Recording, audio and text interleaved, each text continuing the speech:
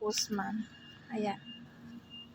Ang cute-cute ng dalawang postman. Boy and girl. Ayan siya. Ang cute. Okay. Sabi niya, okay, thumbs up. Ayan. Si girl.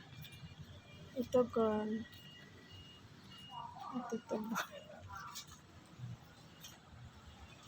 Girl and boy. Ayan siya. Ang cute.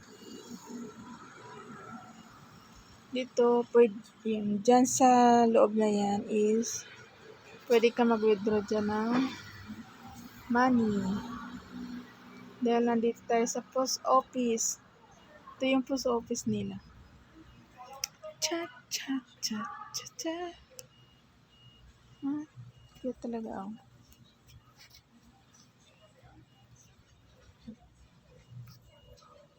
Shy. Hello.